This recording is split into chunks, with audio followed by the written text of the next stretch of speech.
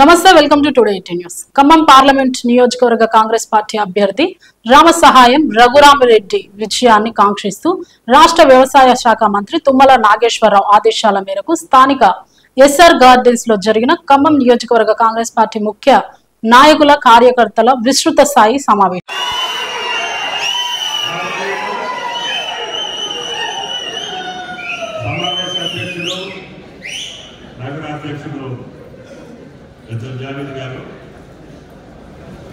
జిల్లా పార్టీ అధ్యక్షుడు పెద్దలు దుర్గా ప్రసాద్ గారు, ఈనాటి మన అభ్యర్థి గౌరవనీయులు రఘురామిరెడ్డి గారు, సహచార మంత్రివర్యులు శ్రీనివాస్ రెడ్డి గారు, వేదిక మీద ఉన్నటువంటి ప్రజాప్రతినిధులు, అదేవిధంగా ప్రియమైనటువంటి కాంగ్రెస్ పార్టీ ముఖ్య నాయకులు, పత్రికా విలేకరులు, పెద్దలందరికీ హృదయపూర్వక నమస్కారం.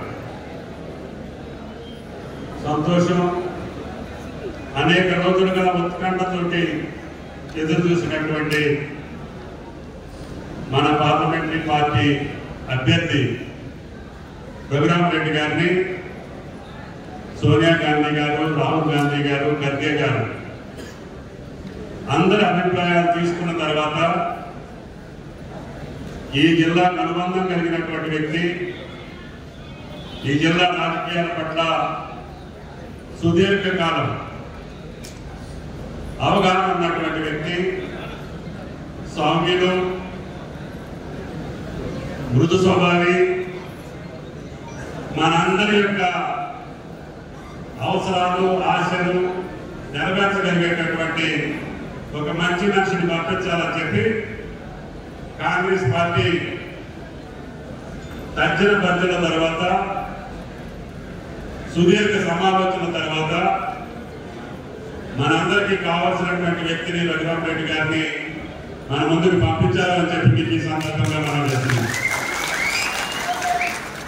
మీకు తెలుసు, రాష్ట్ర విభజన చట్టంలో మనకి ఇచ్చినటువంటి హామీల్ని 10 సంవత్సరాలు పూర్తయినా కూడా ఏది కూడా నెరవేర్చకుండా కేవలం అక్షంతలతోటి, పైడాల మోతలతోటి, దీపాల వెలిగింపులతోటి, వాగ్దానాలతోటి కాలగల్పిస్తున్నటువంటి కేంద్ర ప్రభుత్వాన్ని మనం పక్కన బట్టి ఇందిరమ్మ రాజ్యాన్ని తెచ్చుకుంటే తప్ప ఈ రాష్ట్రంలో ఉన్నటువంటి పేదల కోసం, బడుగుల కోసం, బలహీన వర్గాల కోసం, సామాన్యుల కోసం, రైతాంగం కోసం, కష్టజీవుల కోసం ఒక ప్రజాపాలన కావాలని చెప్పి మొన్నటి ఎన్నికల్లో మీరు తీవ్రదాంతంగా, వీరోచితంగా, నిస్వార్థంగా మమ్మల్ని అక్కడి చేర్చుకొని అధికార పీఠానికి ఇంతమంది పెద్దలందరినీ కూడా ఇక్కడ కూర్చొని అవకాశం ఇచ్చారు. దీనికి మీ కష్టం, మీ శ్రమ, మీ యొక్క చెమట, మీ యొక్క రక్తాన్ని కూడా ఒకసారి చెల్లించి, పోలీసు లాఠీలను కూడా ఎదుర్కొని, అక్రమ కేసులు ఎదుర్కొని, అవమానాలు ఎదుర్కొని ఈ యొక్క ఇందిరమ్మ రాజ్యం కోసం తప్పించిన కాంగ్రెస్ పార్టీ కార్యకర్తల యొక్క కష్టపడితేనే ఈనాడు రేవంత్ రెడ్డి గారి ప్రభుత్వం యొక్క ఫలితాలను మీకు అందుతున్నాయని.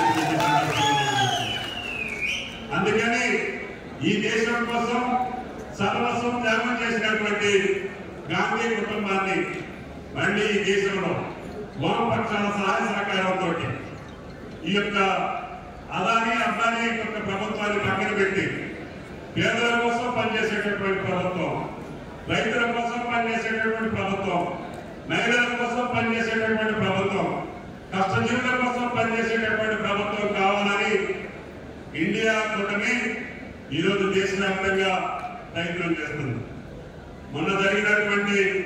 నిన్న జరిగినటువంటి 2 దఫా ఎన్నికల్లో కూడా ఇండియా కూటమి ముందడుగులో ఉంది అని చెప్పి ఈ సందర్భంగా పనిచేస్తుంది.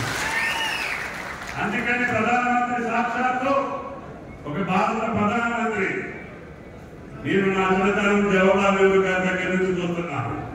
ఎవరు కూడా ఎన్నికల ప్రచారంలో ఇంత విచ్చలవిడిగా పాల్గొన్నటువంటి ప్రధానమంత్రులు మీరు చూడాలి. పాల్గొన్నారు. ఇంత బజారుకి ఈయనగా ప్రధాన మనిషిలాగా మాట్లాడేటటువంటి వ్యక్తిని ఈ దేశం ఎప్పుడూ చూడలేదని చెప్పి కూడా మీకు ఈ సందర్భంగా మనం చేస్తున్నాం. నిన్న దాంట్లో నా పెద్ద మనిషి మాట్లాడారు.